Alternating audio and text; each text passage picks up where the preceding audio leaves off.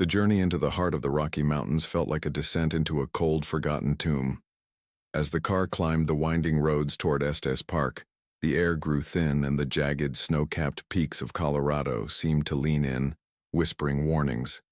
The landscape was a sprawling tapestry of deep evergreens and granite cliffs, yet there was a distinct omen in the way the shadows stretched across the valley.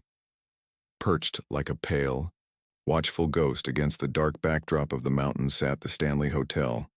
Its white walls and red roof stood out with a sterile brilliance, a monument to a grander era that refused to fade. To the casual tourist, it was a place of history and Hollywood legends, but to Arthur, it was a graveyard of family secrets. Arthur was a historian who spent his days piecing together the fragmented lives of people long gone, finding a strange comfort in the logic of dates and the permanence of ink on paper. However, his own history was a jagged, unfinished map. He was haunted by more than just the archives he studied. He was consumed by the memory of his grandfather, a man of brilliant intellect who had vanished without a trace 40 years ago. The official reports claimed he had simply walked away from his life, leaving behind a confused family, but Arthur never believed the lies. He remembered the last letter his grandfather ever sent, a frantic note postmarked from this very location in Estes Park. Stepping into the lobby of the Stanley was like entering a time capsule from 1909. The grandeur was heavy and suffocating. Ornate chandeliers cast flickering amber light over the polished wood floors, and the grand staircase felt like a path leading toward an inevitable judgment. Arthur checked in with a heavy heart, his fingers trembling as the receptionist handed him the brass key for room 217. This was the room he had specifically requested, the epicenter of the hotel's most chilling legends and the last place his grandfather was ever seen.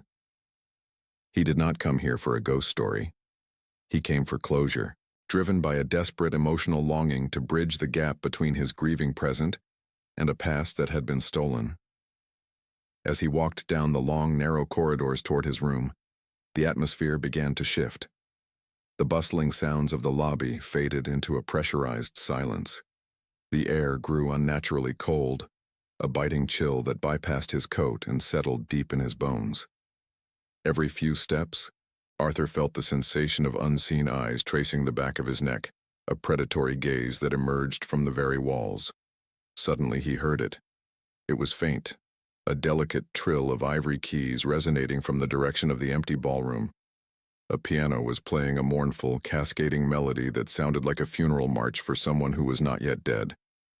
He stopped to listen, the music tugging at a primal fear he usually kept buried under his academic composure. Before we continue, subscribe to the channel and tell us in the comments where you are watching from. Arthur reached room 217 and turned the key. The door opened with a weary groan, revealing a space that felt strangely occupied. He set his bag down and began a meticulous search, guided by an intuition he could not explain. He moved the furniture and checked behind the heavy curtains, eventually kneeling on the floor near the bed. His fingers brushed against a section of the floorboard that felt slightly uneven. With a pocket knife, he pried it up.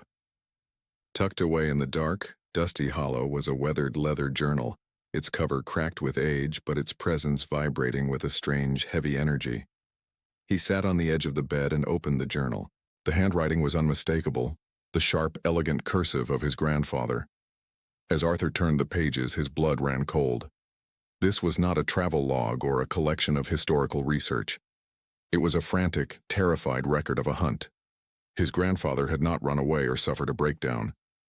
He had been tracking something he called a sentient energy, a dark, parasitic force within the hotel that fed exclusively on human sorrow. The entries described how the hotel was not just haunted by spirits, but was itself a living entity that manipulated the emotions of its guests to sustain its own twisted existence. The deeper Arthur read, the more he realized that his arrival was no coincidence. His grandfather had written about a lineage of sorrow, a specific resonance in their family blood that the hotel found particularly inviting. The final page of the journal was different from the rest. The ink was smudged and there were dark, rust-colored stains that looked like dried blood. The last sentence was written in a jagged, desperate scrawl that seemed to vibrate on the yellowed paper.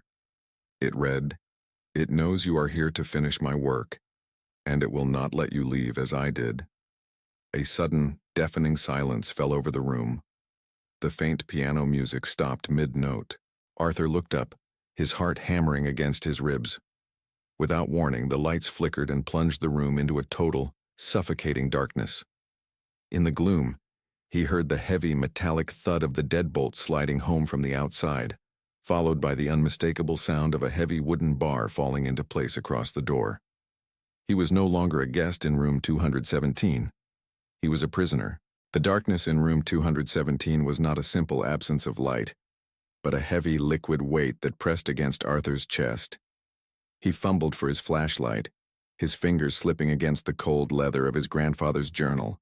But when the beam finally cut through the gloom, the room had already begun to change. The walls, once covered in elegant floral wallpaper, seemed to breathe. The patterns shifted and writhed like 1,000 waking insects, and the ceiling drifted upward until the shadows above were as deep as a midnight sky. Arthur reached for the door, his hands trembling as he grasped the brass handle, but the metal was no longer solid. It felt like soft, decaying wax, melting beneath his touch until the very exit became a seamless part of the wall. He was no longer just in a hotel room. He was inside the mind of the mountain, trapped in a shifting reality where the past and present bled together like ink in a storm. Suddenly, the suffocating silence was broken by the sound of a familiar voice. It was soft, a gentle rasp that Arthur had not heard in over 20 years. He turned, the flashlight beam dancing wildly, and saw a figure sitting in the armchair by the fireplace. It was his grandfather. The old man looked exactly as Arthur remembered him, wearing his favorite tweed waistcoat, the scent of cherry tobacco and old parchment clinging to his clothes. He was smiling, a warm and inviting expression that pierced through Arthur's terror. For a moment, the historian was no longer a man seeking answers. He was a little boy looking for comfort. His grandfather beckoned him closer, gesturing toward a second chair that had materialized out of the mist. The warmth from the fireplace felt real, a seductive heat that promised to thaw the icy dread in Arthur's marrow. But as Arthur took a step forward, the light from his flashlight flickered across the wall behind the apparition. The shadow cast by the figure did not match the man in the chair. While the grandfather looked kind and peaceful, the shadow was a jagged, multi-limbed monstrosity that stretched toward the ceiling with claws made of darkness. Arthur froze, the realization hitting him like a physical blow. The hotel was using his grief as a weapon. It was reaching into the deepest, most broken parts of his heart to pull out the images he loved most, using them as lures to draw him into a permanent embrace. The illusion of his grandfather spoke again, claiming that he had never really left, that he had simply found a place where time did not matter, and where the family could be whole again.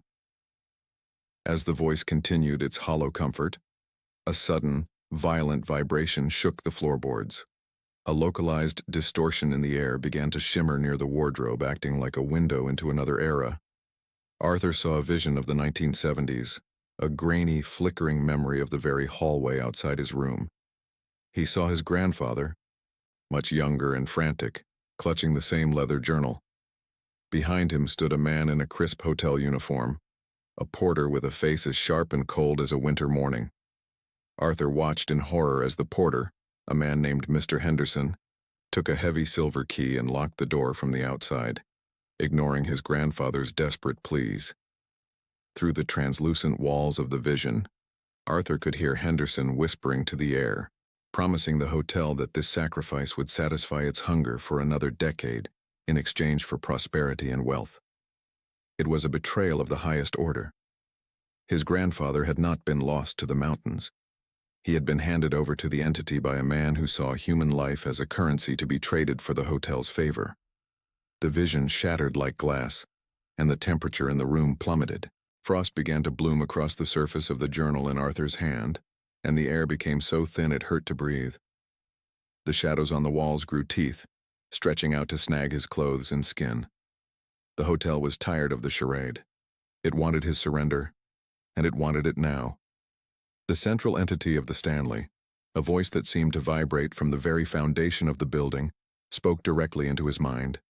It was not a single voice, but a chorus of 1,000 trapped souls, all speaking in a rhythmic, terrifying unison. It offered him a bargain.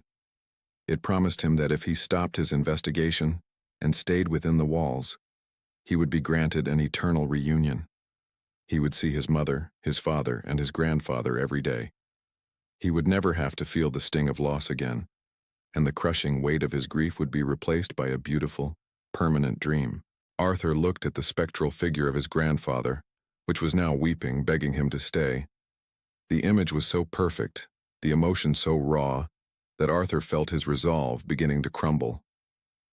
The pain of living in a world without his family was a burden he had carried for so long that the prospect of laying it down was almost irresistible. He reached out a hand toward the illusion, his fingers inches away from the warm, familiar skin. But then he looked down at the journal. He saw the bloodstains on the final page and remembered his grandfather's actual words. His grandfather had died fighting this thing, not embracing it. In that moment of clarity, Arthur saw the deception for what it truly was. The beautiful reunion was a lie, a gilded cage designed to harvest his sorrow, until there was nothing left of his soul but a hollow shell. If he accepted the deal, he would not be finding his family. He would be joining them in a state of eternal entrapment, becoming just another battery for the hotel's malevolent hunger. The warmth of the fireplace suddenly felt like the heat of a furnace, and the scent of tobacco turned into the stench of decay. Arthur pulled his hand back, clutching the journal to his chest. He realized that the only way to truly honor his grandfather was not to stay with his ghost, but to destroy the power that held him captive. The hotel roared in fury, the walls shaking with such force that the plaster began to crack, revealing the dark, pulsing veins of the entity hidden beneath the surface. Arthur knew the real battle was only just beginning, and he had to find a way to the heart of the hotel before the shadows consumed him entirely. Arthur slammed his shoulder against the heavy wood of the door. The surface, which had felt like melting wax only moments before, had solidified into something denser than cold iron. He did not rely on physical strength this time. Instead, he reached into the core of his mind, clutching the memory of his grandfather's voice from the journal. He remembered a specific passage about the way the hotel operated. It was not a physical place as much as it was a manifestation of expectation and fear. He closed his eyes tightly, visualizing the door exactly as it had been when he first arrived in Estes Park. He imagined the simple brass handle and the honest grain of the cherry wood, stripped of all supernatural malice. With a sharp crack that sounded like a gunshot in the frozen room, the seal broke. The door swung wide and Arthur stumbled out into the hallway, his lungs burning from the thin, icy air. The corridor of the second floor was no longer the elegant hallway of a historic mountain resort. It had become a distorted labyrinth of overlapping timelines and shattered memories. As he ran, he saw figures from different decades flickering in and out of existence like dying light bulbs. He passed a group of guests from the 1920s who were laughing in total silence, their faces pale as parchment and their eyes hollow pits of shadow. He saw a maid from the 1950s frantically scrubbing a bloodstain on the floor that would not fade, her fingers worn down to the bone by decades of repetitive labor. The Stanley Hotel was throwing its entire history at him, attempting to disorient his senses and slow his progress. Every step forward felt like wading through a river of freezing sludge. The air was thick with the scent of ozone and the heavy, suffocating smell of ancient dust. He reached the grand staircase, but the steps seemed to stretch downward into an impossible infinity. Below him, the grand ballroom beckoned like the mouth of a great beast. It was filled with a swirling vortex of gray energy that hummed with a low, bone-shaking frequency. Arthur did not hesitate. He began to run down the stairs, his boots thudding rhythmically against the carpeted wood. The shadows on the walls grew long and jagged, their smoky fingers grazing his coat and whispering promises of a painless end if he would only stop and rest. He ignored the voices, focusing entirely on the weight of the leather journal pressed against his chest. His grandfather had discovered the ultimate secret of this place. The entity did not just feed on sorrow. It trapped that sorrow in an eternal loop, gaining strength from the human refusal to let go of the past. As he burst through the double doors of the grand ballroom, the space exploded into a kaleidoscope of nightmare imagery. Spectral orchestras played dissonant chords on instruments made of solidified shadow. Dancers in tattered, expensive finery spun in dizzying circles, their feet hovering inches above the floor. At the very center of the room, the air was folding in on itself, creating a dark, pulsing heart that beat in time with the very foundations of the mountain. This was the core energy of the hotel. This was the malevolent force that had claimed his grandfather and countless others who had walked these halls with heavy hearts. Arthur opened the journal to the final page, where the old bloodstains had turned a deep rust color over the years. He focused on the faint, hurried instructions his grandfather had scribbled in the margins during his final hours of life. It was not a complex ritual. It was a realization of profound emotional truth. To break the hold of the Stanley, one had to stop fighting the grief and start accepting the reality of loss. The hotel drew its power from the resistance to death and the desperate, agonizing clawing at things that were already gone. The central entity lunged toward him, a towering mass of shifting shadow and absolute cold. Arthur felt his heart hammering against his ribs, but he did not pull away. He stood his ground in the center of the dance floor, surrounded by the ghosts of a century. He thought of his grandfather, not as the weeping apparition he had seen in the room, but as a brave man who had loved his family enough to seek the truth. He thought of his parents and the deep, aching hole their absence had left in his life. He did not try to fill that hole with anger or a desire for a supernatural reunion. He simply allowed himself to feel the full, unvarnished weight of the pain. He whispered to the darkness that he accepted they were gone. He spoke clearly, saying that he accepted the pain of their absence because it was the honest price of having loved them. The effect of his words was immediate. The malevolent energy recoiled as if it had been burned by a white-hot flame. It could not feed on acceptance. The hotel was a parasite that required the jagged, sharp edges of unresolved trauma to sustain itself. Arthur felt a sudden warmth radiating from the journal, a brilliant golden light that matched the color of a mountain sunrise. He held the book high above his head, and the light began to spread in a massive wave, cutting through the spectral dancers and the shadow orchestras like a blade through silk. The entity let out a sound that was not a scream, but a long, exhaling sigh of 1,000 voices finally being released from a long nightmare. The ballroom began to dissolve. The distorted walls, the frozen memories, and the heavy, oppressive atmosphere shattered into a million fragments of light.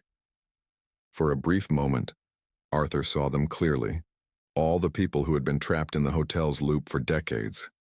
He saw his grandfather standing near the edge of the brilliance. The old man did not look like a ghost anymore. He looked peaceful and whole. He gave Arthur a small, knowing nod of pride before fading into the light. The radiance grew until it was the only thing Arthur could see. It was blinding and pure, and it carried a warmth that reached deep into his bones. He felt the unnatural cold of the Stanley Hotel retreat, replaced by the gentle heat of a new day.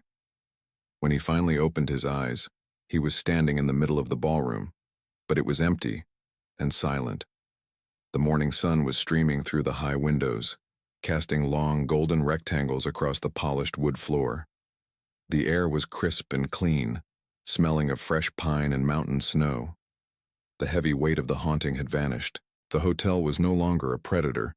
It was just a building made of wood and stone standing tall against the majestic Colorado sky.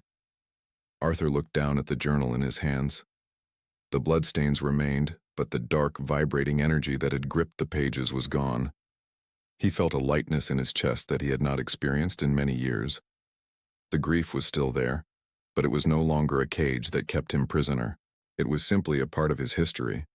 He walked out of the ballroom, through the quiet lobby and out onto the front porch. The air of Estes Park was sharp and invigorating. As he drove away into the morning light, he looked back one last time at the grand white facade, seeing not a house of horrors, but a place where a debt had finally been paid in full. He was finally free. The legacy of his family was no longer defined by a disappearance, but by the courage to move forward.